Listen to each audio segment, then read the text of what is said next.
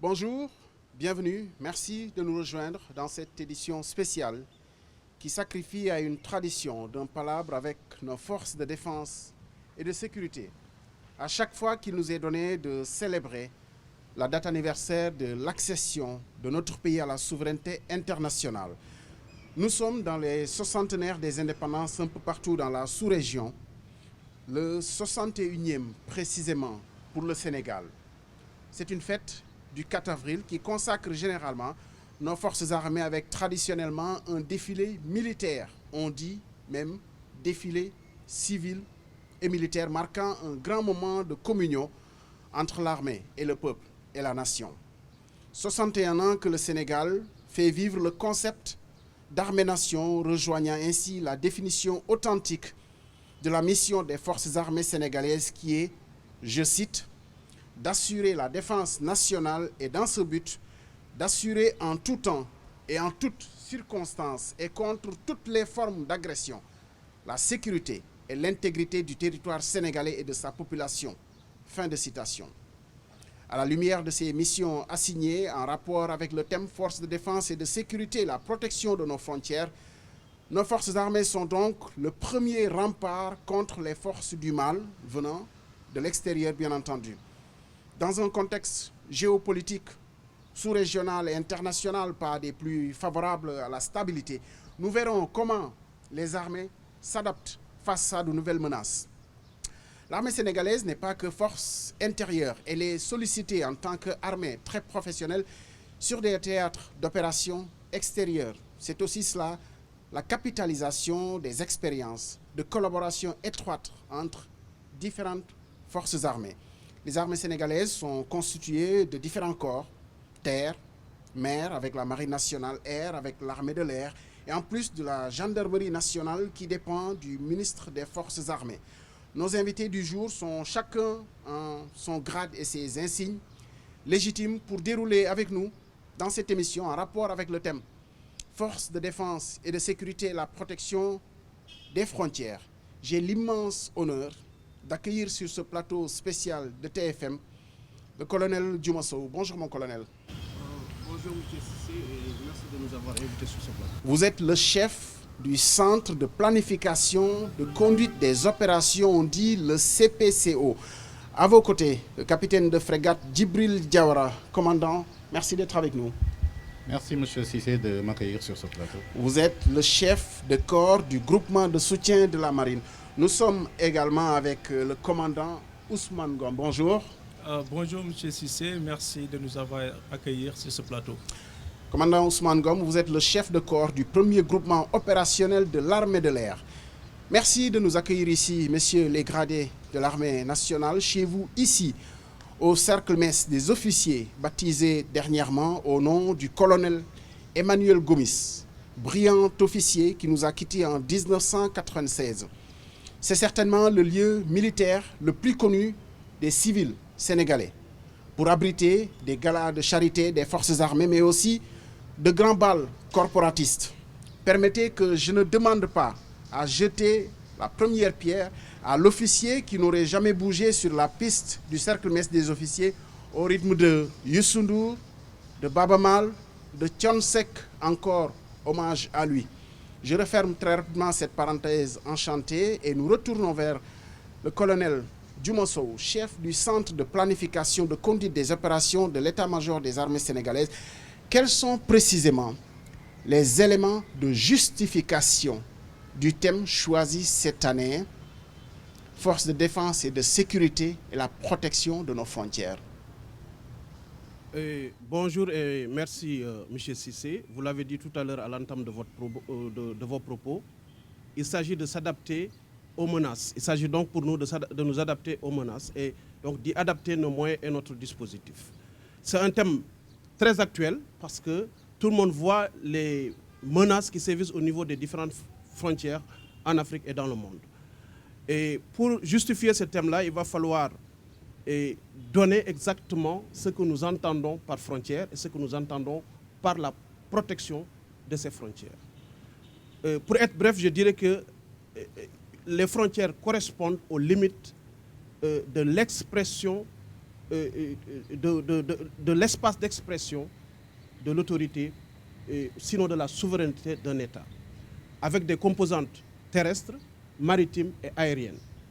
Maintenant, comment protéger ces frontières? C'est à travers ces différents groupements de services et de commandement et de services, comme vous l'avez dit tout à l'heure, la marine, l'armée de l'air, chacun de son côté. Et certainement, au fil du débat, nous aurons l'occasion de dire exactement comment nous assurons cette protection de ces différentes composantes des frontières sénégalaises. Justement, à chaque fois, on reste avec vous, colonel Dumosso, à chaque fois qu'on parle de l'armée, on pense état-major. Est-ce à dire que tout est centralisé, même s'il y a différents corps, avec nos autres invités, que nous allons dérouler le rôle de chacun? Comment fonctionne l'état-major en rapport avec le thème de la protection de nos frontières? Vous l'avez déjà dit, l'état-major centralise ce que fait tout le monde. Mais également, les lignes directrices qui commandent l'action de chaque armée sont tracées par l'état-major général des armées. C'est comme si l'état-major chantait la musique et les différentes armées dansent cette musique. Donc, naturellement, moi, en tant que chef du centre de planification et de conduite des armées, les comptes rendus me reviennent du terrain et moi aussi, je briefe le chef d'état-major général des armées et son état-major. Par rapport à ça, une décision est prise pour la conduite des opérations. Donc, l'état-major général des armées dessine ce que doivent faire les différentes armées et ensuite, nous assurons la conduite de ces actions pour donner suite. Voilà. Commandant Djibril Diawara, dans l'entendement populaire, marine, c'est toujours la pêche, les expéditions en mer. On a même l'impression qu'il n'y a pas de frontières maritimes réellement dans l'entendement populaire.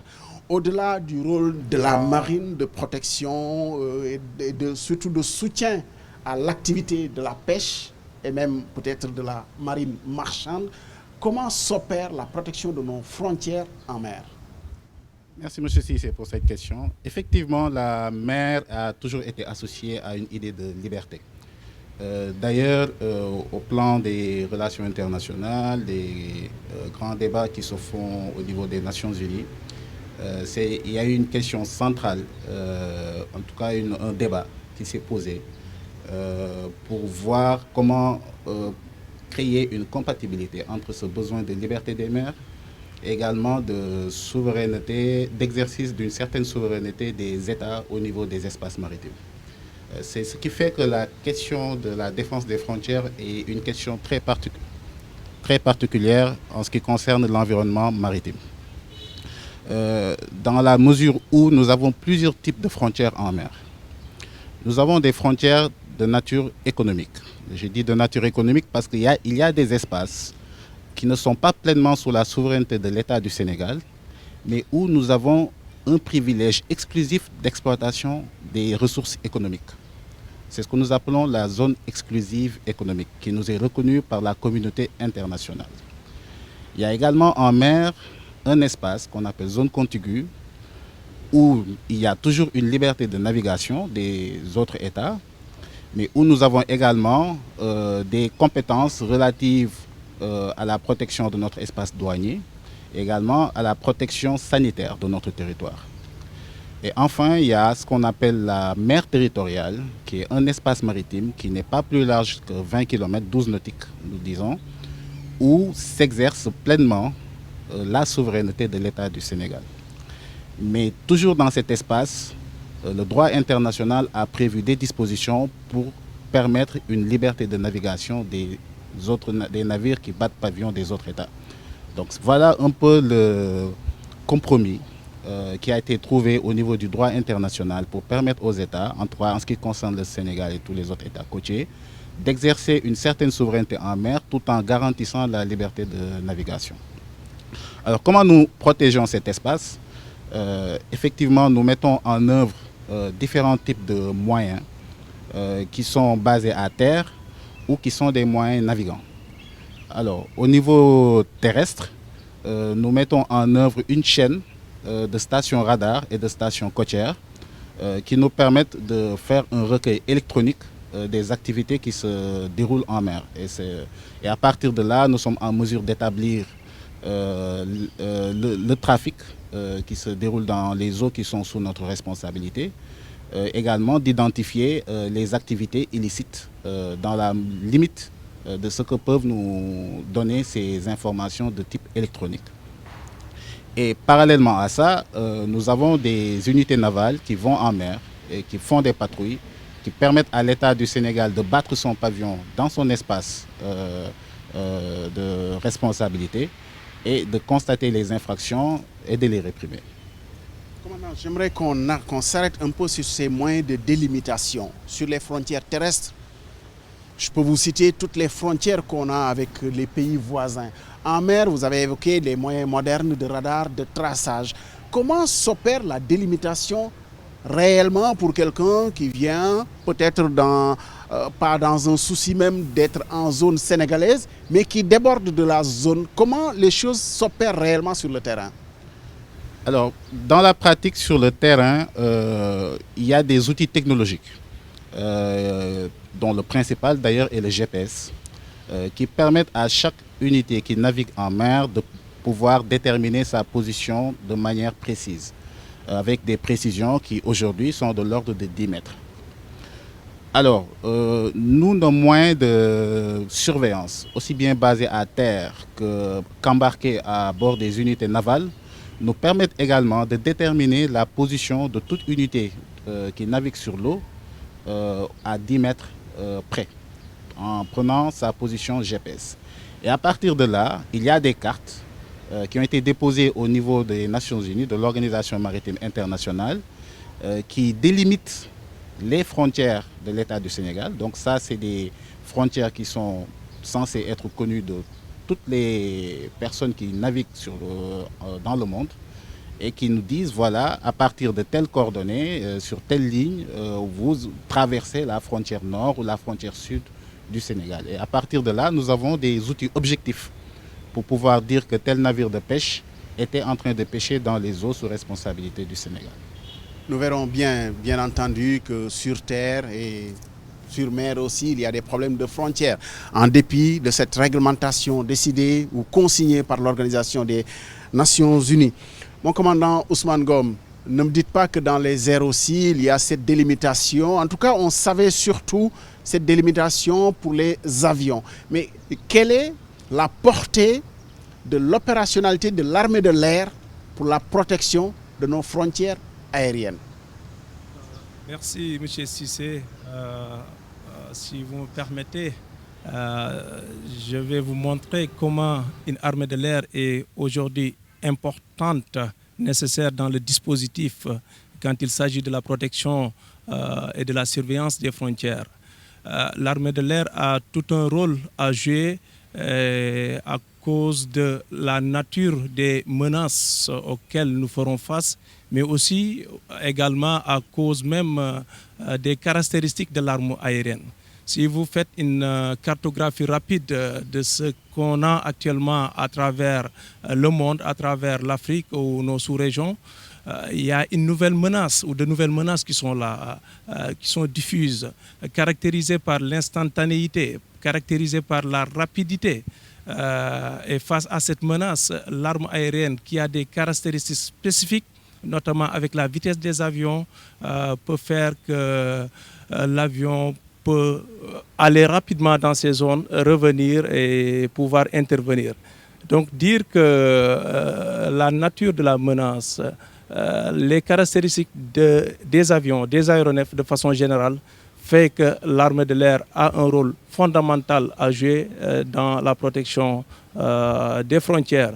Et ceci en étroite ligne avec, vous l'avez rappelé au début, la loi sur la défense nationale 70-23 du 6 juin 1970. Et de là découle aussi pour l'armée de l'air une mission première importante qui est la protection de l'intégrité de l'espace aérien. Et comment nous faisons cela? L'espace aérien, il est vaste, il est énorme. Il est au-dessus de la terre, il est au-dessus de la mer. Partout où il y a la souveraineté au niveau de la terre, au niveau maritime, on a aussi une souveraineté aérienne. Bien sûr, je dissocie l'espace aérien de l'espace extra-atmosphérique. L'espace aérien, c'est un domaine de souveraineté. Grosso modo, ça peut aller jusqu'à 100 km. Au-delà, c'est le domaine extra-atmosphérique avec des satellites et tout le monde peut passer, mais aussi on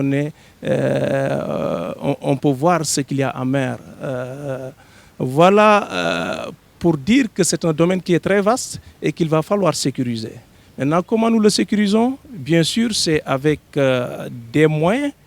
L'armée de l'air étant une arme hautement technologique, mais la technologie ne suffit pas. Il faut des hommes qui sont bien entraînés pour faire face.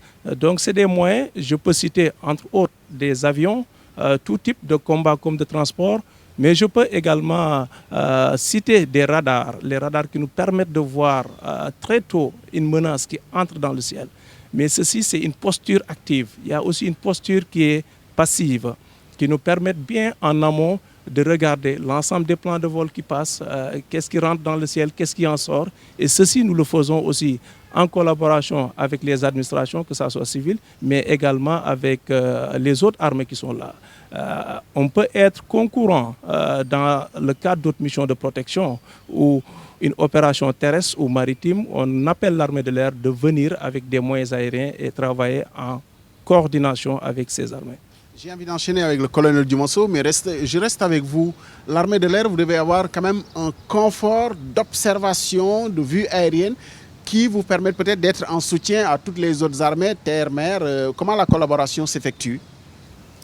C'est vraiment fondamental. Quand vous partez au niveau de la base aérienne, ici à Dakar, vous allez voir des dispositifs, des centres de coordination des opérations, qui nous permettent quand même de collecter un ensemble d'informations qu'on pourrait partager avec les autres états-majors, mais notamment rendre compte aussi l'état-major général des armées. C'est ce qui nous permet de voir, d'anticiper. L'aviateur, il est dans l'anticipation. L'avion est tellement rapide qu'on ne peut pas attendre au dernier moment et subir. C'est ce qui fait que le plus tôt vous connaissez, vous savez, le mieux vous êtes à mesure de riposter. Colonel Dumonceau, évidemment, l'enjeu, c'est d'avoir les moyens de la sécurisation de ces frontières. Je ne vous demande pas ici de faire l'inventaire de l'arsenal du Sénégal sur terre, dans les airs ou sur mer, mais est-ce que le Sénégal a les moyens de ses ambitions de sécurisation de nos frontières, que ce soit sur terre, dans les airs et sur mer? Bon, merci beaucoup. Avant de vous répondre, permettez-moi de décliner un peu aussi ce que l'armée de terre fait par rapport aux frontières terrestres, parce que ça a été un peu esquivé. Certainement, c'est parce que vous connaissez mieux les frontières terrestres. Donc, au niveau des frontières terrestres, nous avons 3 grands chapitres. Naturellement, tout ce que nous faisons, c'est en cohésion d'abord avec les autres armées, c'est-à-dire l'armée de mer et l'armée de l'air, mais c'est également avec les autres forces de défense et de sécurité. Le premier chapitre, c'est le dispositif que nous avons là-bas. Ceci est très important. Et je ne vais pas insister sur le dispositif classique, mais tout récemment, tout le monde sait qu'on a procédé à la création de nouvelles unités le long de nos frontières. Ce n'est pas tout, parce qu'en plus de la création de nouvelles unités, nous avons fait un redéploiement des unités qui existaient. Ce redéploiement des unités permet de mieux nous adapter, avoir un massage densifié et plus efficace par rapport aux nouvelles menaces. Et tout ceci est accompagné d'un plan d'équipement. Nous avons un équipement qui fait effort sur la mobilité, sur la puissance de feu et sur la protection du combattant. Voilà le premier chapitre. Le deuxième chapitre, c'est les activités que nous menons au niveau des frontières en tant qu'armée de terre. Ces activités, pour être bref, c'est essentiellement des activités de présence propres à l'armée au niveau des zones frontalières et au niveau de certaines zones lacunaires, mais également c'est des activités combinées avec les autres forces de défense et de sécurité, mais également avec l'armée de l'air et l'armée de l'air. Enfin, c'est des activités conjointes que nous menons avec les forces de défense et de sécurité des pays voisins. Et ça, on l'a fait avec la Mauritanie au nord, avec le Mali à l'est, avec la Gambie au centre et avec la Guinée-Bissau au sud. Le dernier chapitre, tout ça je suis en train de résumer, si le temps le permet, je peux détailler chacun de ces chapitres et de ces sous-chapitres. Le dernier chapitre, c'est les mesures d'accompagnement qui encadrent et pérennisent un peu ces activités dont j'ai parlé tout à l'heure. Et parmi ces mesures d'accompagnement, je parlerai d'abord de la vision du commandement qui a instruit les différents commandants de zone de tenir des rencontres périodiques avec les commandants des zones des pays voisins. C'est ainsi qu'en zone militaire numéro 2, par exemple, au nord, il y a eu récemment une réunion entre le commandant de la zone militaire numéro 2 et celui de la Mauritanie, son vis-à-vis. Et toutes les questions de sécurité sont discutées, de même qu'un plan pour les patrouilles conjointes. Et ceci est très important. Et au niveau de la partie sud, il y a eu une réunion qui s'est tenue à laquelle ont participé le commandant des zones militaires numéro 6 et 5. C'est avec leurs homologues du nord de la Guinée-Bissau. 4 commandants de zone venant de 2 pays qui se regroupent pendant 3 à 4 jours pour discuter des problèmes de sécurité le long de la frange frontalière. Et ceci est fondamental, ça renforce la confiance, la cohésion et l'efficacité. Et donc, en plus donc de ces rencontres, nous pouvons parler de la préparation opérationnelle. Vous savez que récemment, nous avons accueilli 51 militaires gambiens au niveau de nos centres de formation que nous avons entraînés pendant plus de mois, s'entraîner sur le même matériel pour combattre de la même manière un ennemi commun au niveau, sinon une menace commune au niveau des frontières. Je pense que ceci nous rendra beaucoup plus efficaces. Et le dernier élément de ces mesures d'accompagnement, c'est le grand commandement militaire qui a engagé une coopération pour ancrer définitivement la confiance mutuelle avec nos différents voisins.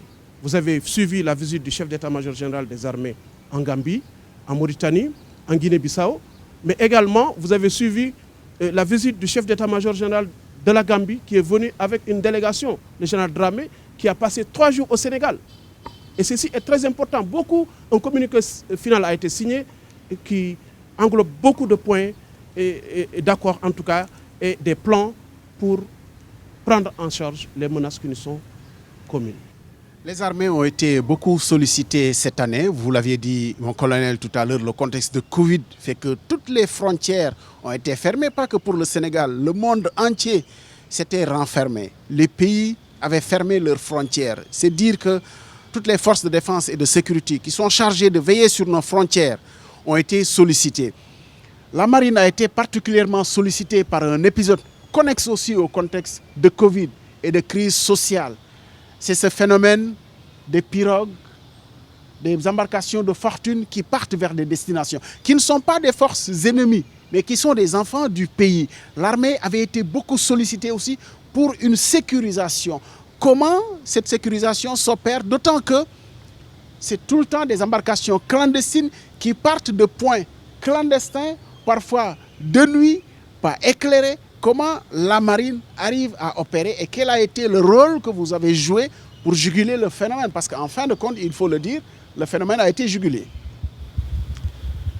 Merci M. Cissé pour cette question. Donc la question de l'immigration clandestine est une question cruciale pour notre pays et l'ensemble d'ailleurs des pays de la sous-région, dans la mesure où elle coûte énormément en vie humaine. Et c'est souvent des vies de jeunes personnes. Donc c'est un peu l'avenir de notre pays qui est en train de se noyer en mer à travers ce phénomène. La marine tente de jouer son rôle pour juguler ce phénomène qui a plusieurs dimensions. On peut dire que nous sommes un peu en bout de chaîne dans les actions et les mesures qui sont prises pour lutter contre ce phénomène. Et notre action est prioritairement une action humanitaire, parce qu'elle vise à éviter ou en tout cas à réduire les pertes en vies humaines en mer, parce qu'il y a énormément de vies qui sont perdues en mer à cause de l'immigration clandestine. Et pour y arriver, nous avons principalement 2 modes d'action, on pourrait dire. Il y a d'abord des actions de présence générale dans les zones de départ qui sont les plus connues. Donc où pendant ces périodes-là, nous renforçons les patrouilles, nous renforçons la présence des unités navales, et ce qui a à certains moments d'ailleurs produit des résultats, parce que lors de l'année dernière, nous avons pu appréhender plus de 516 candidats à l'immigration pour les ramener sur terre. Il y a également des actions qui sont plus guidées par notre collaboration avec les autres forces de défense et de sécurité, qui, suivant leurs contacts et en tout cas les actions qu'ils mènent à terre sont en mesure de nous donner des informations précises sur des départs. Et dans ce cadre-là, nous sommes en mesure de mener des actions beaucoup plus efficaces et de pouvoir appréhender des pirogues qui partent. Voilà, en gros, c'est un travail de présence, d'endiguement des flux et de collaboration également avec l'Union européenne à travers le dispositif Frontex auquel nous participons. Donc cette collaboration nous permet de bénéficier de moyens aériens, par exemple, pour soutenir l'action que nous menons en mer par des patrouilles aériennes qui peuvent nous donner des renseignements plus ou moins précis. Également, nous permettent également de bénéficier du soutien des unités de l'Union européenne qui pourraient être présentes dans nos eaux pour obtenir toujours du renseignement, sachant que l'action doit toujours être menée par des unités sénégalaises dans ce cadre-là. Sur les frontières terrestres, bien entendu, la menace terroriste est la menace la plus sérieusement en tout cas, prise avec beaucoup de précautions par l'état-major général des armées. On connaissait cette forme de terrorisme que dans les livres ou les grands films pirates et autres. Est-ce que c'est une menace qui est réelle et à laquelle notre armée se prépare? On a vu quand même en Afrique, dans un pays du Maghreb, où une action terroriste a été menée à partir d'un débarquement sur les côtes, la Tunisie pour ne pas nommer, et qui avait fait beaucoup de dégâts. Comment notre armée se prépare à ce genre de menace? Est-ce que c'est pris au sérieux aussi? C'est une menace qui est prise très au sérieux par les armées. Et il y a également énormément d'avancées et d'actions qui ont été menées pour nous préparer à faire face à cette menace. Il y a principalement la formation d'unités qui sont adaptées aux modes d'action utilisés par les terroristes, qui sont des modes d'action asymétriques. Donc il y a un développement très important des unités dites spéciales au sein de l'armée de terre, au sein de la marine et au sein de l'armée de l'air. Il y a également un renforcement de la présence des armées dans les zones qui pourraient servir de nourricerie au mouvement terroriste. Le colonel Sow l'a évoqué tantôt en parlant de redéploiement des formations au niveau du territoire terrestre, également de la création de nouvelles formations, de nouveaux bataillons qui sont implantés dans des zones qui pourraient être les premières cibles d'éventuels mouvements terroristes. Donc c'est une menace qui est prise très au sérieux et il y a également énormément de choses qui sont déjà faites pour s'assurer que les armées soient en mesure de faire face à toute agression. Mon commandant Ousmane Ngom, on le sait, l'aviation civile est née à la suite d'une grande guerre où l'humanité s'est dit, plutôt que d'utiliser nos avions à faire la guerre, les avions doivent servir à autre chose, à transporter, à des actions humanitaires. En tout cas, c'est là qu'est née l'aviation civile, cette aviation utile. Toutefois, toutes les menaces aussi qui sont observées sur terre, sur mer, peuvent être des menaces aussi aériennes. Comment nous, on opère pour être le plus en avant sur la lutte contre des actions terroristes et peut-être parfois même de violation de nos frontières aériennes? Merci beaucoup encore, M. Cissé, pour cette excellente question. Comme on le disait à l'entame du propos, les frontières ne sont plus que physiques, elles sont virtuelles. Quand on est dans le domaine aérien, je vous ai parlé de l'espace aérien, mais également on a un arsenal d'aéroports et d'aérodromes. Et ça, c'est des frontières aussi. Et pour ce qui est de l'armée de l'air, on a du personnel formé à préserver la sécurité au niveau de ces aéroports. Ils sont formés dans la protection et la défense des points sensibles. Donc partout où il y a une crise, on peut déployer du personnel de l'armée de l'air pour protéger ce personnel. Mais au-delà de cette frontière qu'est l'aéroport, au niveau de l'espace aérien aussi, vous vous rendez compte qu'il y a des centaines, plusieurs centaines d'avions qui transitent à travers l'espace aérien sénégalais, sachant que le Sénégal gère un espace qui va même au-delà de ses limites de souveraineté. C'est un espace qui est confié par l'Organisation de l'aviation civile internationale. C'est une responsabilité qui est très lourde. Donc l'armée de l'air n'a pas forcément la même vocation que les structures de l'aviation civile qui ont pour ambition le développement rapide, sûr et efficace de l'aviation. C'est l'aspect commercial. Mais sans sécurité, au fait, cet aspect commercial est voué à l'échec.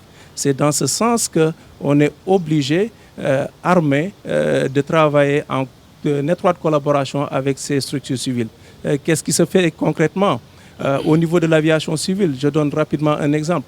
Il y a des plans de vol qui arrivent. En général, ils voient des avions qui transitent, des avions collaboratifs. On a l'ensemble des informations bien avant qu'ils ne passent. Donc, ils utilisent par exemple des radars type secondaire qui marchent sur le système de questions-réponses. Mais pour un militaire, ça ne suffit pas. Il faut avoir des radars beaucoup plus performants qui permettent de voir, de détecter, même si la menace n'est pas collaborative.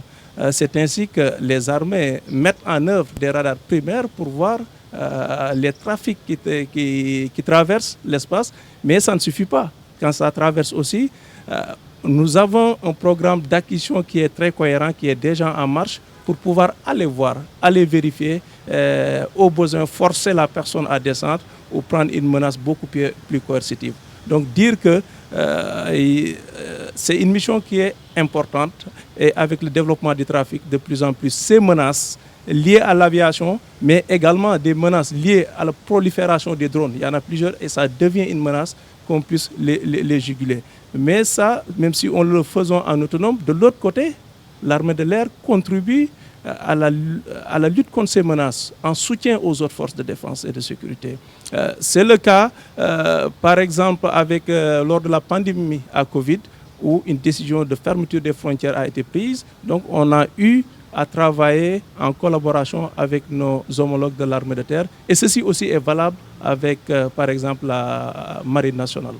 Mon commandant, on a quand même envie de savoir, vous avez été beaucoup sollicité pendant cet épisode de fermeture des frontières qui ne concernait pas que le Sénégal, pratiquement l'ensemble des pays du monde à un moment a décidé de fermer ses frontières. Mais ce qu'on a envie de savoir, on peut comprendre sur terre une course-poursuite contre un ennemi qui franchit les frontières, une course-poursuite en mer avec un ennemi peut-être qui est rentré dans les eaux territoriales ou qui a franchi les frontières. Dans les airs, mon commandant, comment cela se passe? Est-ce qu'on est juste dans la période de fermeture des frontières, dans une sorte de gentleman agreement où le Sénégal dit j'ai fermé mes frontières et l'armée se dit bon, comme la décision est prise, personne ne franchira nos frontières aériennes? Ou alors vous êtes en alerte au maximum pour essayer de donner corps à cette décision de fermeture des frontières? Et si ça se produisait, si quelqu'un franchissait nos frontières, comment on opère?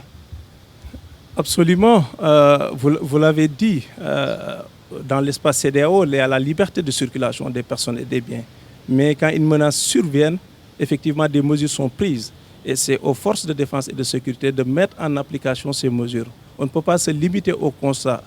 C'est la raison pour laquelle je donnerai un exemple pour répondre à cette question. Récemment, au début de la pandémie à Covid-19, nous avons déployé un aéronef dans la zone militaire numéro 4, Tamba, Kédougou, pour pouvoir au moins surveiller 3 frontières, la frontière sud, la frontière est et un peu la frontière nord. Et ceci, nous le faisons en appui à des unités terrestres qui sont au sol.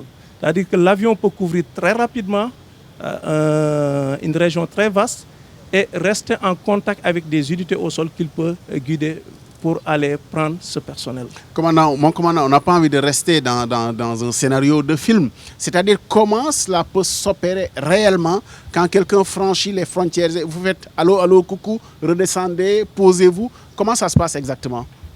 Voilà, il faut voir 2 choses. Si c'est une personne qui franchit... Je peux imaginer que ça ne se soit pas encore produit. Dieu merci, mais si ça se produisait, comment on fait? Si c'est le cas, et là on est en mesure d'intervenir. C'est pourquoi je vois 2 scénarios. Quand c'est un piéton qui franchit, c'est là où en survolant la frontière, qu'on décèle une présence humaine, des personnes qui franchissent, et là on donne l'information aux unités terrestres pour qu'ils interviennent très rapidement. Quand c'est un avion, c'est autre chose. Pour un avion, il est connu ou il n'est pas connu, et c'est là où il faut envoyer des avions de combat pour aller intercepter, et c'est des procédures pour les faire poser dans un aérodrome de notre choix. Si je donne un exemple, si c'est au sud, on peut amener l'aéronef à se poser au niveau de Tambacounda. Et si l'aéronef en question n'obtempère pas, c'est à ce moment qu'il faut prendre des mesures un peu hostiles. Mon colonel Diouma Sow, sur ces genres de situations qui à la limite se produisent une fois tous les 1000 ans, on souhaite que ça ne se produise pas dans nos générations, comment l'armée se met à jour de certaines menaces qui peuvent ne jamais se produire dans le pays, mais qu'il faut évidemment prévoir? Comment l'état-major, en rapport avec les autres corps, l'état-major général des armées, coordonne pour faire face à des menaces qui peuvent ne jamais se produire, mais des menaces auxquelles il faut se préparer? Mais merci M. Cissé. Comme il l'a dit tout à l'heure, on se prépare d'abord par des acquisitions qui sont modernes et adaptées. Et aussi en formant du personnel. Il a parlé d'interception tout à l'heure. Il y a des avions qui sont là que pour faire l'interception. Maintenant, si ça ne marchait pas également, on peut faire descendre. Voilà, peut-être on souhaite qu'on ne sera jamais là-bas. Dans certains pays. Vous utilisez un terme militaire, faire descendre, c'est quoi? C'est-à-dire on peut avoir des batteries qui sont au sol, qui sont solaires, qui peuvent faire descendre un avion qui a un comportement douteux ou bien en tout cas menaçant pour la sécurité nationale. Je vous donnerai juste un exemple actuellement qui est en cours. Avant-hier, je pense, ou hier, il y a un avion pas menaçant à ce point, mais qui avait un comportement douteux au niveau de la partie sud. Mais ce sont les troupes au sol, par le matériel qu'ils ont au sol, qui ont pu se rendre compte que le comportement de l'avion est douteux. Ils se sont rendus compte au commandement de la zone militaire numéro 5 à Ziguinchor. Et dès que l'avion s'est posé à Ziguinchor, il est resté cloué là-bas. Maintenant, les autorités compétentes vont essayer de savoir est-ce que l'avion était autorisé à surveiller cette partie aussi avec une altitude aussi basse et à prendre des vues, etc. Donc, le territoire est surveillé et il est protégé.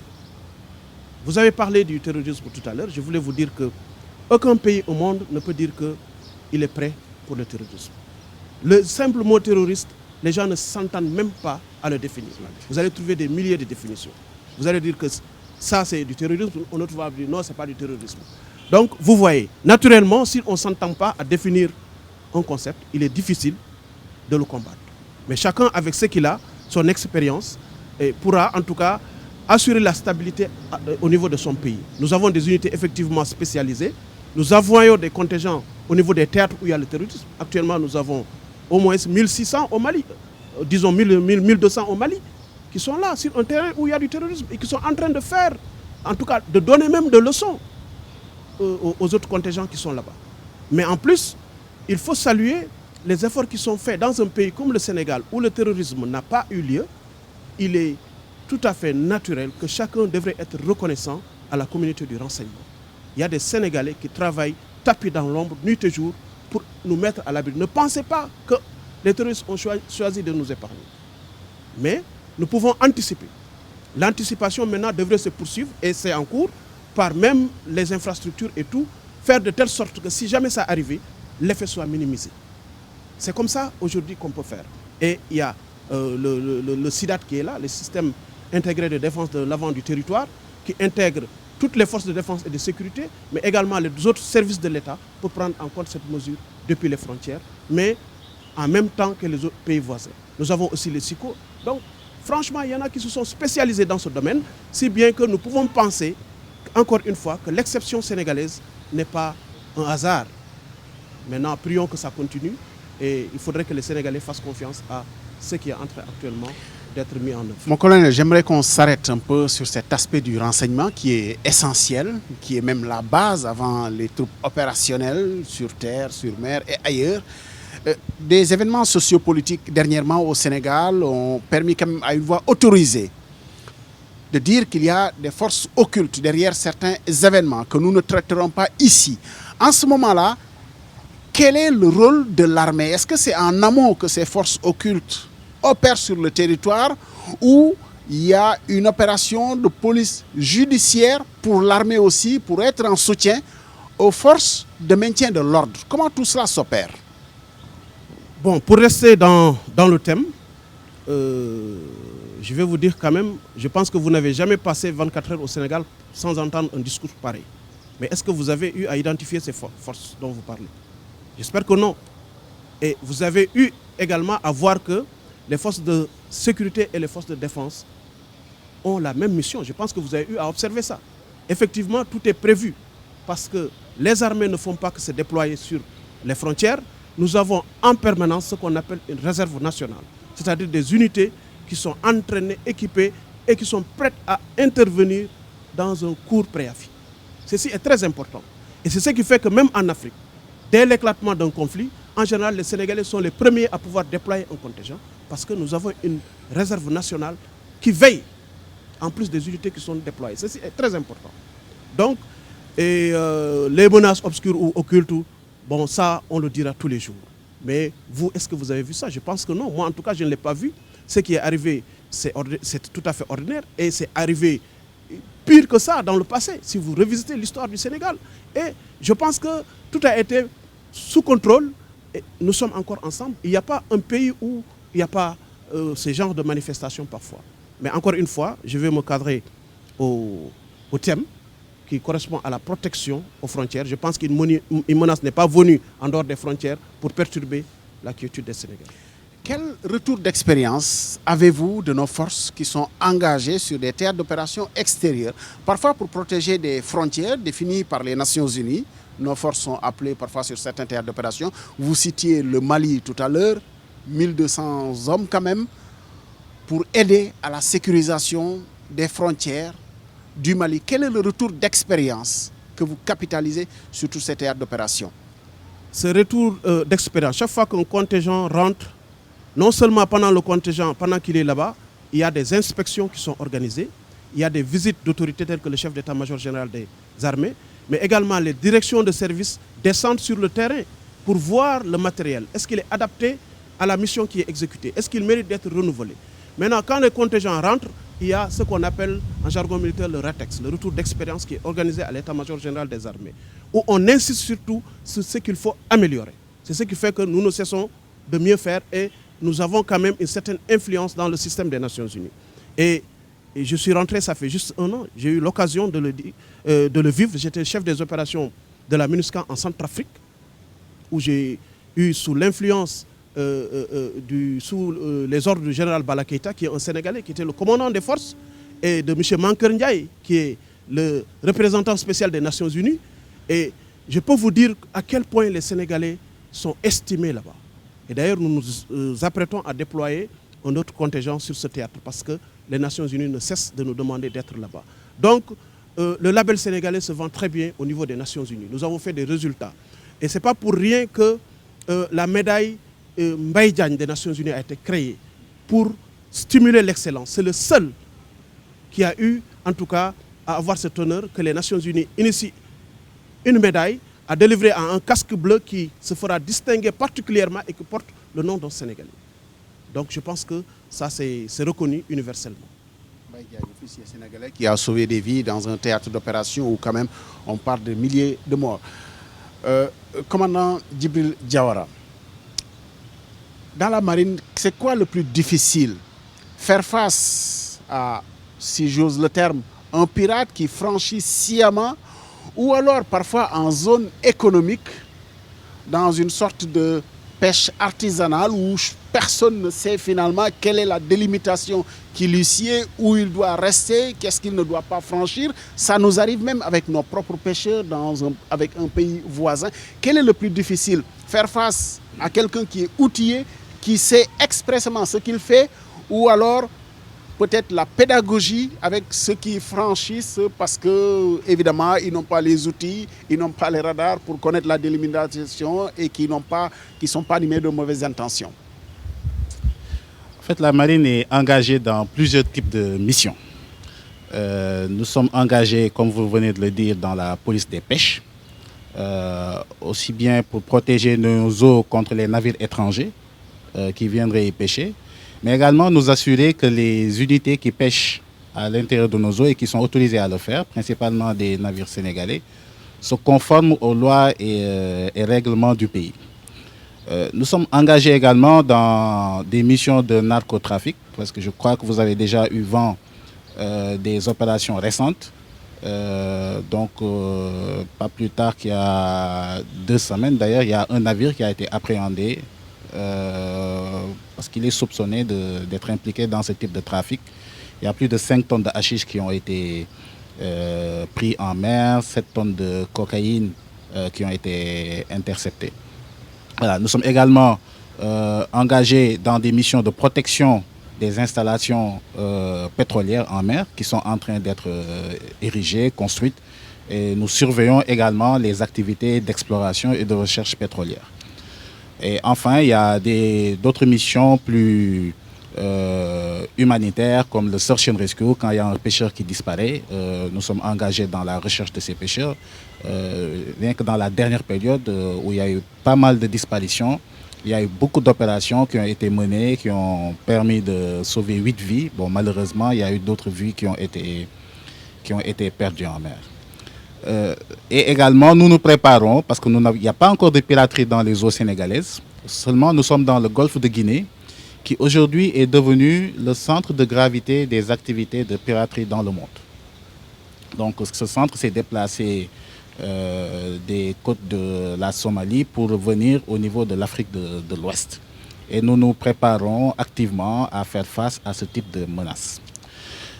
Il faut dire que la difficulté d'une mission repose principalement sur la clarté des instructions et des ordres que nous pouvons recevoir. Et quand nous faisons face à un ennemi démasqué, clairement identifié, il est évidemment plus facile de déterminer les modes d'action à prendre. Parce que s'il faut faire une gradation dans le niveau de violence à employer, les moyens existent et il est facile dans ce cadre-là de s'adapter à la menace. Je dois reconnaître qu'il est beaucoup plus difficile de mener les activités de police qui concernent les nationaux, parce qu'il y a plusieurs dimensions à prendre en compte. Ce sont des dimensions sociales, des dimensions économiques, c'est même des dimensions qui peuvent être de nature politique. Et dans ce cadre-là, il y a un besoin d'adaptation sans cesse au contexte, aux circonstances et aux exigences du moment, en gardant toujours en ligne de mire la défense des intérêts du Sénégal en mer. Voilà, de Sénégal, dont ces gens-là également font partie. Donc pour répondre de manière un peu plus claire à votre question, effectivement, il me semble qu'il soit beaucoup plus difficile d'effectuer des activités de police concernant des nationaux en mer. C'est peut-être aussi l'occasion d'expliquer une conception populaire. Souvent, sur Terre d'ailleurs, il arrive qu'il y ait un accident, que ceux qui sollicitent les forces, notamment les pompiers, disent ils ont tardé à arriver. Il arrive qu'on fasse ce procès à la marine sur des accidents en mer pour dire qu'ils ne sont pas intervenus, on attend, et les gens sont en détresse. C'est peut-être l'occasion d'expliquer comment les secours en mer s'opèrent aussi. On est bien sûr dans le thème, mais comment les choses s'opèrent pour sécuriser et venir en secours à des Sénégalais qui seraient perdus en mer. Voilà, donc c'est une question très importante, vu le nombre d'accidents et de disparitions en mer qui ont été enregistrées dernièrement. Il faut dire ce que nous appelons de la recherche et du sauvetage. Il faut dire qu'une opération de recherche et de sauvetage commence par une information. C'est-à-dire une information qui parvient au centre de coordination des opérations de la marine et qui nous dit qu'un navire ou qu'une pirogue n'est pas arrivé à bon port ou s'est échoué quelque part, où il y a eu un accident dans un lieu déterminé.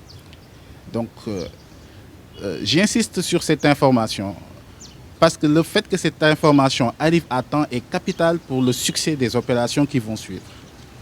Malheureusement, il arrive très souvent, en ce qui concerne la pêche artisanale, que cette information arrive très en retard au niveau du centre de coordination des opérations. Je veux dire qu'il est important de sensibiliser les pêcheurs, qu'ils puissent avertir la Marine nationale le plus tôt possible si jamais il y a un accident ou un événement qui survient en mer. Une fois que l'information est reçue, la Marine nationale contacte, il faut d'abord préciser l'information.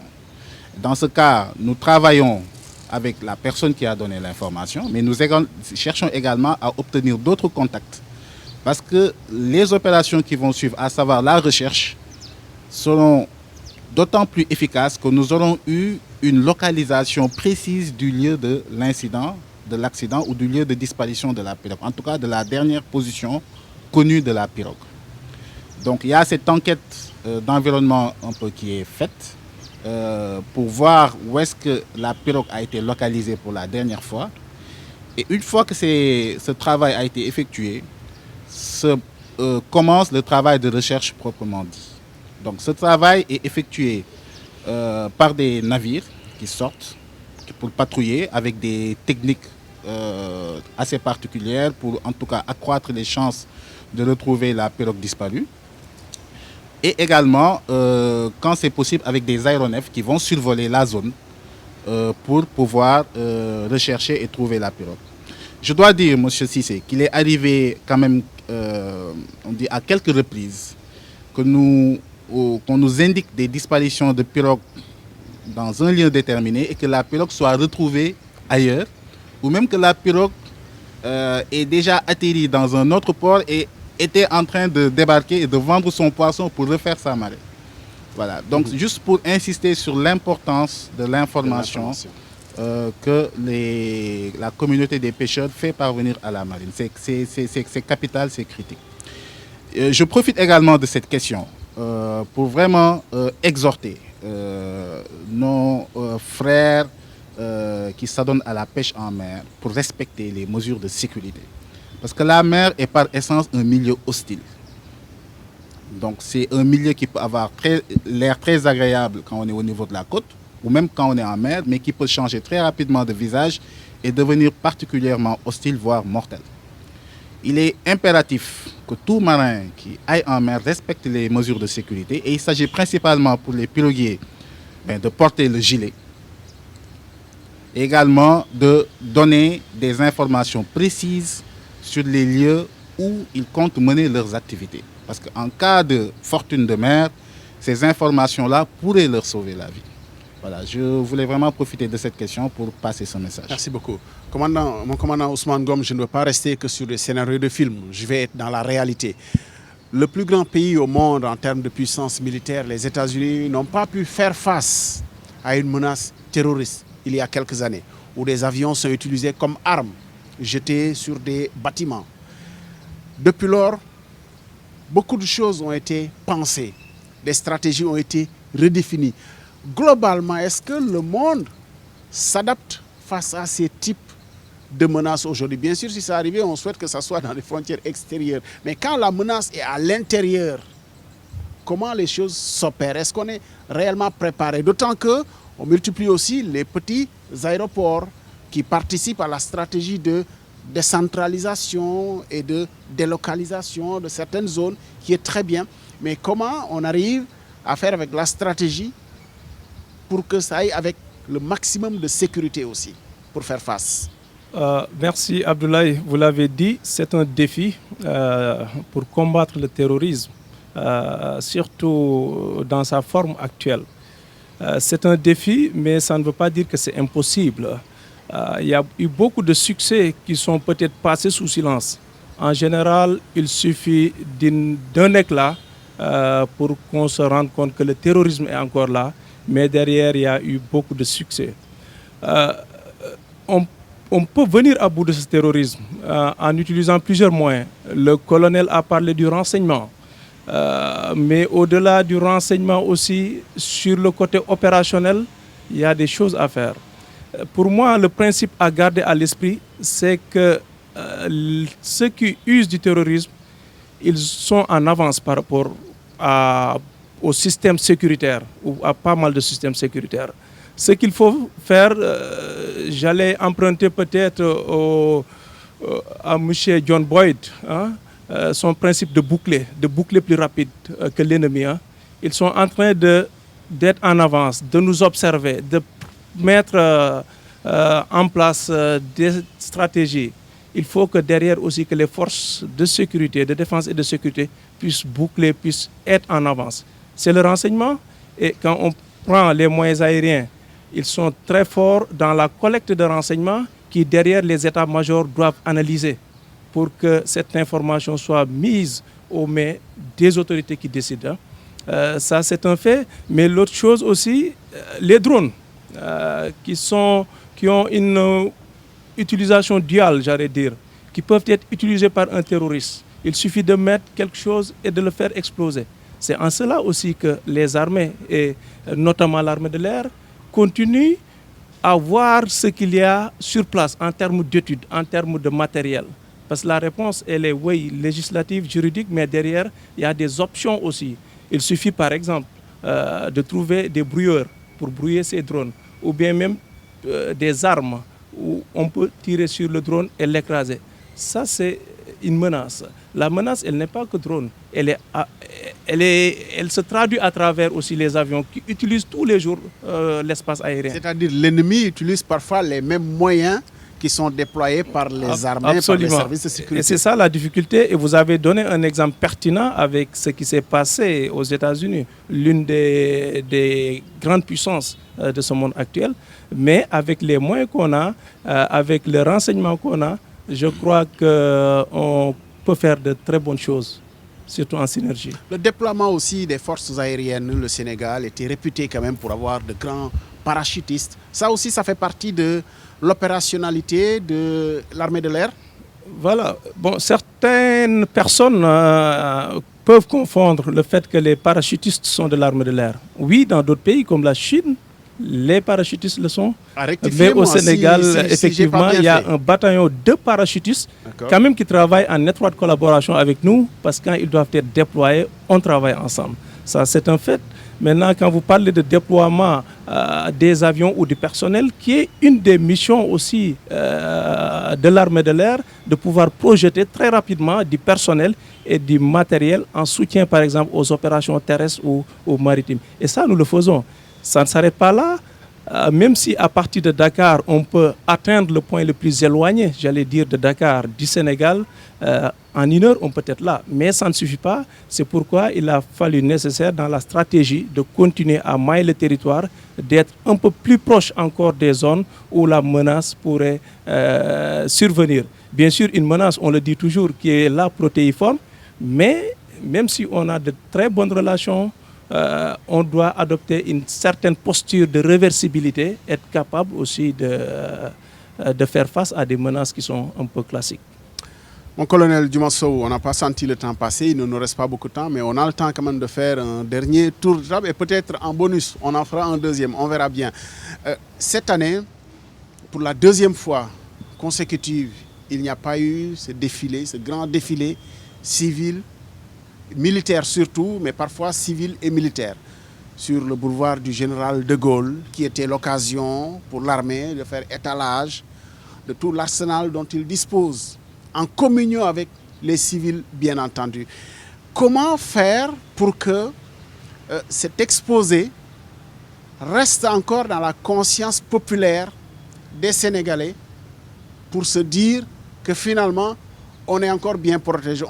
On sortait toujours du défilé du 4 avril en se disant « Ouf, on est bien protégé finalement après ce qu'on a vu défiler. » 2 ans que le défilé n'a pas eu lieu. Cette tribune peut-être participe à ça pour permettre de donner la parole, de montrer encore ce que font nos armées, ce que fait l'état-major. Mais comment tout cela devrait s'articuler pour que les Sénégalais comprennent encore qu'ils sont très bien protégés, surtout en ce qui concerne nos frontières extérieures? Merci beaucoup, M. Chissé. C'est vrai que pendant le défilé du 4 avril, une bonne partie de nos capacités est exposée au peuple sénégalais. Une bonne partie. Et cependant, on est obligé de s'adapter. Je pense que vous êtes d'accord que ces dernières années, on ne peut pas l'organiser. Contexte Corona oblige. Cependant, je pense que les populations ont eu l'occasion. Parce que le défilé, c'est ce que l'on expose. Je ne dirais pas que c'est de la théorie, mais c'est ce que l'on expose. Mais dans la pratique, les Sénégalais, à travers d'abord la Covid-19, ils ont vu combien l'armée, les forces de défense et de sécurité de manière générale, ont eu à faire exécuter d'abord le couvre-feu avec beaucoup de proximité et de professionnalisme. Parce qu'à un moment donné, il fallait faire exécuter ça. Mais également, comment l'armée a pu venir en aide directement aux malades, aux populations. Un hôpital de campagne a été mis sur pied. Mais comment l'armée a pu faire et contrôler nos frontières, parce que c'est important. une frontière n'est pas une barrière. Moi, je pense que c'est plutôt un filtre qu'il faut contrôler. Vous avez vu que l'armée a pu se déployer au nord, à l'est, au sud, pour contrôler. Il y a eu des comptes rendus réguliers qui montrent que, effectivement, nous avons le contrôle des points d'entrée de notre territoire national. Mais également, il y a eu des opérations et autres qui ont été l'occasion pour montrer au peuple sénégalais que l'armée continue à veiller. Et encore une fois, je le répète, l'exception de stabilité est encore plus réelle aujourd'hui que par le passé. Je pense que les Sénégalais sont conscients de cela. Et je voulais en profiter pour, encore une fois, penser à nos camarades qui sont déployés au niveau des théâtres extérieurs et intérieurs, au niveau des zones frontalières très reculées, pour leur demander, en tout cas leur souhaiter une bonne fête d'indépendance, une fête qui sera certainement dans les cœurs, parce que la situation ne le permet pas.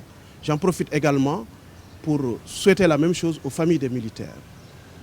Et je ne sais pas combien de temps il vous reste, mais je voulais juste souligner un aspect très important de la protection des frontières terrestres.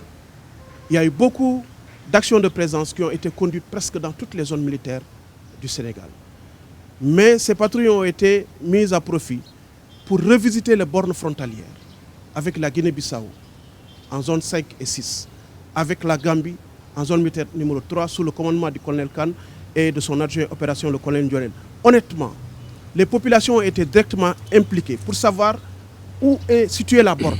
Ils ont même eu à reprendre des bornes. Et aujourd'hui, les populations sont impliquées dans la protection des frontières. Dès qu'il y a la moindre infraction, les populations savent comment alerter les forces de défense et de sécurité. Parce que souvent, on était accompagné de la gendarmerie, de la police et parfois de la douane et des eaux et forêts. Et c'est tout le sens également de la création des cases culturelles, de citoyenneté et de voisinage également. On a pu en tout cas mesurer ça à travers ces patrouilles. Et je ne fais que refléter le compte rendu que j'ai reçu des commandants de zone. Donc ceci est très important. Je pense que j'ai répondu à votre question. Le Sénégal est engagé aussi dans une politique d'acquisition de patrouilleurs en mer, d'arsenal moderne. Qu'est-ce que vous pourrez nous en dire sans bien sûr tout mettre sur la place publique? Bon, que ce soit de l'armement marine, aérien. Pour la marine, je vais laisser le soin. Oui. N'est-ce pas? Vous êtes l'état-major ici, hein? Voilà, général des armées. Je suis l'état-major. Je sais qu'il y a un programme d'équipement qu'on appelle le programme Gaindé, qui est en cours. Vous avez vu à tous les niveaux. C'est vrai qu'on ne peut pas tout voir, mais l'arme de terre est en train d'être rééquipée. Vous avez vu, depuis les infrastructures, c'est-à-dire les camps, en fait, la mobilité, la puissance de feu. Mais c'est pareil pour la marine. Il y aura de nouveaux patrouilleurs pour pouvoir protéger, n'est-ce pas, nos jugements d'hydrocarbures, mais pour pouvoir mieux prendre en compte les menaces et tout ce qui est trafic au niveau de la mer. Pour l'armée de l'air, c'est pareil. Je pense que récemment, on vient de recevoir un avion dont il vous donnera les caractéristiques. C'est quand même lui qui est du métier, mais qui pourra beaucoup appuyer les unités au sol, les unités en mer. Et son programme qui va continuer. Je pense que beaucoup de choses ont été faites, mais il en reste encore. Est-ce que l'armée attire encore, notamment dans les recrutements pour les troupes? Je ne parle pas des écoles d'officiers ou de la santé et autres, mais au niveau du recrutement pour les troupes. Est-ce que l'armée attire encore? L'armée attire beaucoup plus maintenant que par le passé. Parce qu'il va de soi que la situation, les conditions de vie des militaires, à tout point de vue, se sont améliorées au su de tout le monde. Je vous donne un exemple. Cette année, j'ai vu une fille qui a la licence en géographie, mais qui est partie à Bango. Vous imaginez? Dans le passé, ça ne se voyait pas. Et ce n'est pas quand même du travail qui manque à ce point-là. Mais je veux dire que de plus en plus, les gens voient bien l'armée et les gens ont opté pour venir dans l'armée. Les effectifs également le prouvent. On a reçu l'instruction des autorités politiques de recruter beaucoup plus, mais malgré cela, il y a beaucoup plus aujourd'hui qui sont dans les rangs en train d'attendre. Voilà. Vous dites, c'est important qu'on s'arrête sur ce terme, vous dites les gens ont opté de venir dans l'armée. Vous les voyez encore venir par vocation ou, comme c'est le cas beaucoup de partout, par nécessité en raison des contextes économiques, la conjoncture. Vous pensez que c'est encore par conviction que beaucoup de jeunes embrassent les métiers de l'armée? Je pense que pour la grande majorité, c'est parce qu'ils ont choisi d'être sous les drapeaux. C'est mon analyse personnelle. J'ai vu encore une fois des gens qui ont des diplômes, qui auraient pu aller faire un autre métier. Je ne vais pas citer un autre métier, mais qui ont préféré venir dans les forces de défense et de sécurité. Commandant Djibril Diawara, sur la marine, qu'est-ce qui est fait, qu'est-ce qui est à faire pour améliorer justement l'outillage, l'armement? Parce qu'il est bien évidemment clair aujourd'hui qu'il faut un outillage moderne, de plus en plus adapté, parce qu'évidemment l'ennemi va de plus en plus vite. Votre voisin le disait tout à l'heure. Quelles sont les perspectives de réarmement de la marine sénégalaise? Donc concernant la marine, parce que je constate bien que l'essentiel de vos questions tourne autour de la préparation de nos forces à faire face aux menaces auxquelles notre pays pourrait être confronté. Voilà. Et ça, c'est une réflexion qui se fait au niveau de l'état-major général des armées, où à partir du renseignement, les gens font des analyses prospectives pour un peu identifier les menaces auxquelles nous allons faire face dans le futur. Et à partir de là, il y a un format, un projet d'armée qui a été défini. Donc c'est un peu notre stratégie génétique, comment générer les forces pour pouvoir faire face aux menaces qui vont venir. Et cette stratégie est un peu englobée dans ce qu'on appelle le format 2025. Donc c'est ce à quoi l'armée devrait ressembler en 2025. Et c'est ce qui est en cours d'exécution. Et dans ce format, effectivement, il y a la prise en compte des menaces qui pourraient surgir avec le développement de l'industrie pétrolière et gazière dans nos eaux. Ces menaces, nous les connaissons plus ou moins, puisque nous avons malheureusement l'exemple de ce qui se passe un peu plus au sud dans le golfe de Guinée. C'est principalement le développement de la piraterie, d'une industrie du kidnapping, également d'une industrie du bunkering, où des navires pétroliers sont capturés et voient leur cargaison transférée vers d'autres navires qui vont les vendre ailleurs avant que le navire lui-même ne soit relâché et une partie de son équipage gardée comme otage pour des demandes de rançon. Voilà. Et cela demande, d'avoir des capacités d'être en mer, parce que la mer appartient à ceux qui y sont. Voilà. Si l'État du Sénégal n'y est pas représenté, elle ne pourra pas y faire prévaloir sa souveraineté. Donc, ce qui implique un programme important d'acquisition de moyens nautiques de navals, des patrouilleurs, avec un niveau d'équipement que nous n'avons jamais connu, en tout cas ici au sein de la marine sénégalaise.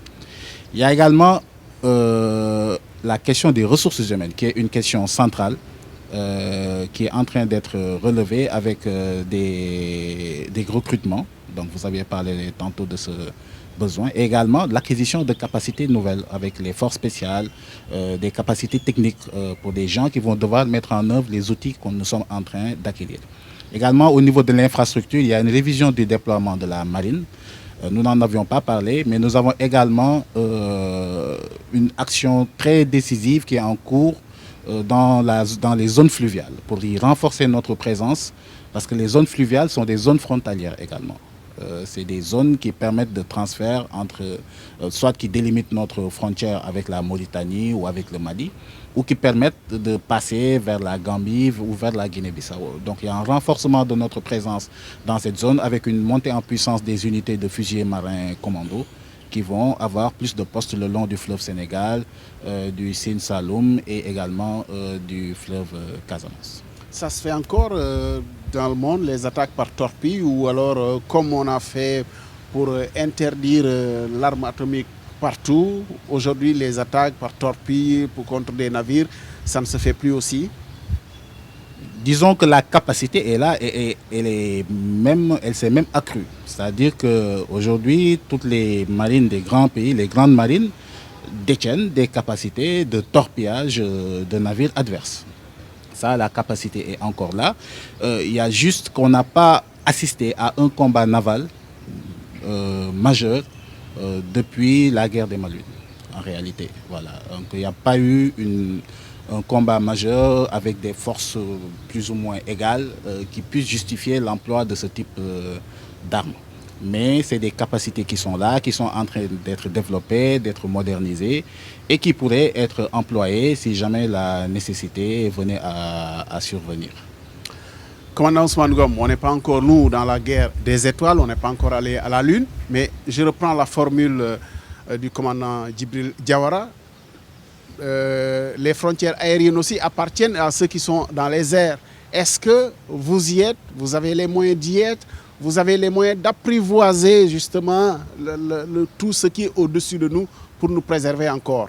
Et quelles sont les perspectives? Merci Abdoulaye, vous avez tout à fait raison. Il faut être présent dans son domaine. Il y a le domaine terrestre, le domaine maritime, le domaine aérien et demain le domaine spatial peut-être. Il faut être présent. La présence pour un aviateur, ce n'est pas forcément la présence physique, c'est aussi d'être là, d'observer. Et c'est en cela que le projet de surveillance de l'espace aérien du Sénégal est très important. Donc voir, pour pouvoir agir, dire que le Sénégal a les moyens d'être présent dans l'espace aérien pour pouvoir agir, pour pouvoir contrer la menace. Mais il ne suffit pas seulement de matériel, comme je le disais. Il faut aussi des hommes. Et comme vous le savez, c'est peut-être difficile de sortir un aviateur. Ça demande beaucoup d'années, beaucoup d'efforts avec un taux de déperdition. Mais les autorités n'ont pas laissé les bras croisés. Nous avons créé une école qu'on appelle l'école de l'armée de l'air qui continue de recruter des sous-officiers, des officiers pour continuer à armer et être capable d'accompagner cette montée en puissance. Et également, au-delà des hommes, quand vous regardez les projets d'acquisition en matériel qui sont en cours et qui sont en venir, on note une certaine cohérence. Il ne suffit pas d'avoir du matériel et dire qu'est-ce que je ferai de ce matériel. Mais ça va d'une évaluation de la menace pour pouvoir équiper. Et dans l'équipement, qu'est-ce qu'on constate? C'est des avions qui nous permettent de faire le combat, de faire nos missions, des avions qui nous permettent de faire du soutien logistique aux autres forces, mais des aéronefs aussi, quand je dis aéronefs, c'est avions et hélicoptères, qui nous permettent de mener les missions qui sont dévolues à l'armée de l'air, qui, en passant, je le rappelle, ces missions sont classées en deux catégories, des missions permanentes, notamment de police du ciel, des missions de soutien aux autres forces de défense et de sécurité, mais des missions aussi de protection des points sensibles comme les aéroports. Et à côté de ces missions permanentes, il y a des missions conjoncturelles. En fonction de la demande, c'est des missions qui sont un peu liées au développement socio-économique. Parce que tout ce que nous faisons, in fine, à la fin de la journée, on le fait pour les Sénégalais, pour les citoyens. On ne serait rien, l'armée serait inutile sans ses citoyens. Et notre seule mission, c'est vraiment continuer à les protéger au prix de notre vie. Merci. Mon colonel, vous êtes ici l'état-major. Je suis obligé de vous laisser le dernier mot à double titre parce que vous représentez l'état-major et puis aussi parce que vous êtes le plus gradé ici sur ce plateau. Je ne sais pas qui a préparé cette émission avec l'état-major général des armées, mais j'aurais une explication parce que moi, je n'avais jamais dit que j'ai fait un service militaire pour rester au soleil 90 minutes. Hein. Je suis celui qui a le plus souffert d'avoir été au soleil. Ça ne s'invente pas d'être militaire. Vous n'avez pas été éprouvé, je vous le concède. Je vous laisse quand même le dernier mot. Nous sommes ici, c'est très accueillant, au cercle mess des officiers, je le disais en propos liminaire. C'est l'endroit certainement militaire le plus connu des civils. Et ici prépare encore des choses. Nous sommes autour de la piscine et des autres endroits où on sait accueillir lors des galas de bienfaisance, aussi bien au service social des armées que même des civils, notamment des galas corporatistes qui se déroulent ici au cercle mess des officiers, rebaptisé dernièrement au nom du colonel, au nom d'Emmanuel Gomis qui nous a quittés en 1996.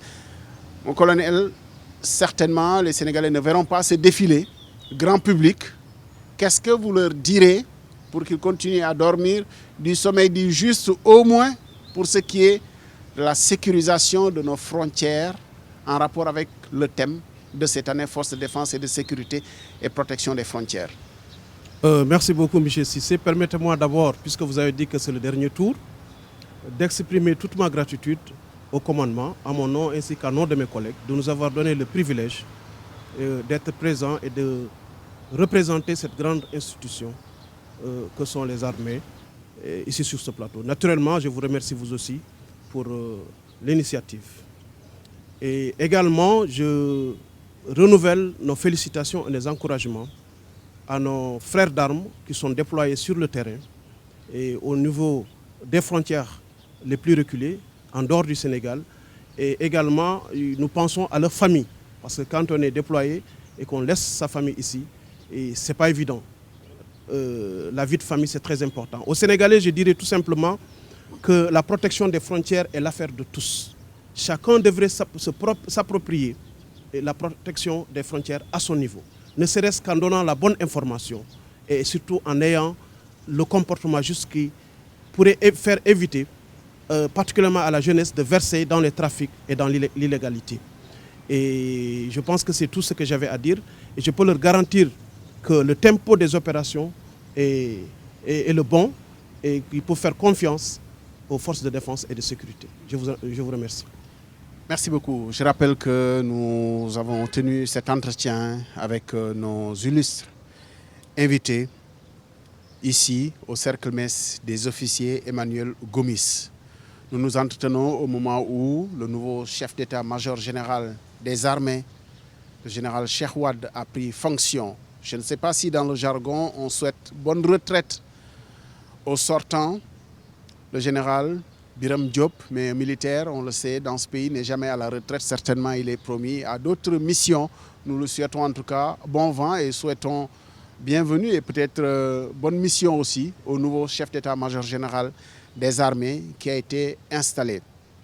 61 ans d'indépendance, 61 ans d'accession du Sénégal à la souveraineté internationale dans un contexte de Covid. Les armées ont été en première ligne de la riposte contre la Covid-19, sollicitées pour ce dont nous avons parlé au cours de cette émission, de la protection de nos frontières. La Covid-19 a fait que le monde s'est replié sur lui-même. L'ensemble des pays ont à un moment donné fermé leurs frontières à l'extérieur. Les forces armées ont été beaucoup sollicitées, sur terre, dans les airs et sur mer. Nous n'oublions pas aussi les forces de maintien de l'ordre qui ont été beaucoup sollicitées aussi et qui sont les frères des forces armées. Je pense à la police. La gendarmerie a été de cette émission puisque bien entendu la gendarmerie est sous tutelle du ministre des Forces armées. Nous vous remercions pour l'accueil. Nous nous sommes invités chez vous, ici, au Cercle Mess des officiers. Très accueillant, très chaleureux. Nous vous souhaitons très bonne fête de l'indépendance, très bon 61 ans. J'ai le plaisir de recevoir le colonel Djumossou qui a donné le dernier mot. Merci en tout cas et nos salutations à l'état-major général des armées. Mon commandant Djibril Diawara, je m'y fais, vous voyez, j'ai fait des efforts quand même. Merci d'avoir été avec nous. Mon commandant Ousmane Gom, merci d'avoir été avec nous et continuer à scruter le ciel aussi pour nous préserver. Merci Abdoulaye. Et merci à ce chaleureux public, discipliné comme des soldats bien entendu. Merci d'avoir été avec nous et de nous avoir suivis, de nous avoir accueillis encore une fois ici au Cercle Mess des officiers. Je ne ferai pas de publicité pour les soirées qui se préparent 4 avril et même bien après. Mais en tout cas, c'est l'endroit où on danse le mieux entre civils et militaires. Je vais faire quelque chose quand même parce que je pense qu'au sortir de cette émission, on peut le dire, on peut continuer à dormir certainement du sommeil du juste, au moins pour ce qui est de la sécurisation de nos frontières extérieures en rapport avec les moyens que l'État du Sénégal met à la disposition des hommes qui nous ont été exposés ici.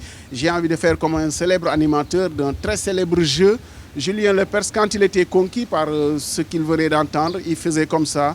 Youpi, je me débarrasse aussi de mes petits papiers qui m'ont permis de préparer cette émission. Bien entendu, nous vous remercions. Restez avec nous sur la télévision Futur Média. Merci d'avoir été avec nous. Nous bouclons bien entendu notre série d'émissions avec les forces armées. Télévision Futur Média qui est étayée par la gendarmerie, par la police, par la douane. Et c'est l'ensemble qui fait bien entendu les forces de défense et de sécurité qui veillent sur notre sécurité de tous les jours. Merci de nous avoir suivis. À très bientôt.